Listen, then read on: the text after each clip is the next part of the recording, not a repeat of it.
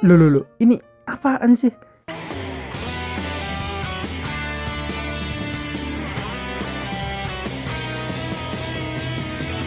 Nah, jadi teman-teman, kemarin tuh ada kabar bahwa Attack on Titan picu kontroversi antara negara Jepun dan Korea.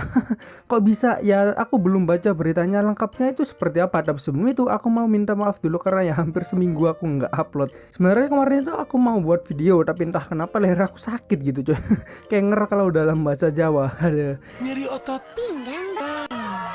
Dan ya udahlah ya, jadi masalahnya ini bermula ketika Seiyu Eren membuat postingan di Twitter. Nah, dari situ mungkin muncul tweet-tweet yang membuat panas antara dua negara ini. Ada yang isinya mengatakan Gabi ini terlihat seperti orang Korea.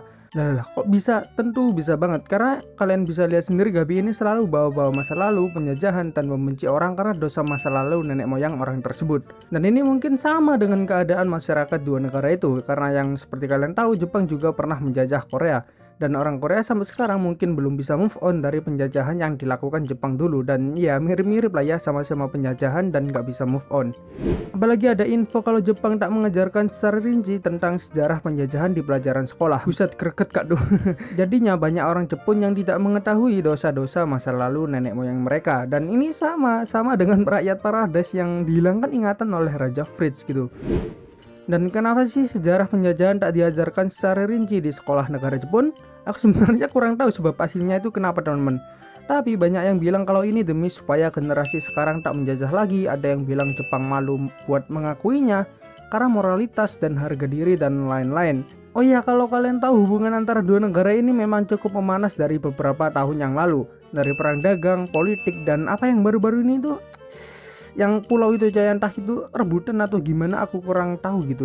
Dan salah satu penyebab kepanasan ini juga memang karena masa lalu penjajahan yang dimana Jepang menjajah Korea selama 35 tahun. Ya 35, dari 1910 sampai 1945, sejak 4 tahun sebelum Perang Dunia Pertama. Buset.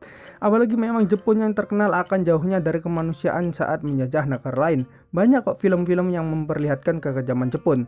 Road to Victory, My Way, Battleship Island, Flower of War, dan lain-lain. Ya kalau di film itu memang Jepun diperlihatkan ngeri banget teman-teman. Dan memang infonya, bahkan guru IPS aku dulu juga bilang kalau penjajahan Jepun selama 3,5 tahun di Indonesia lebih berat daripada penjajahan Belanda selama 350 tahun. Buset, kalian bisa bayangin Korea yang malah lebih dari 30 tahun dijajah Jepun. Dan itu juga mungkin yang menyebabkan orang Korea susah banget buat move on dari Jepun.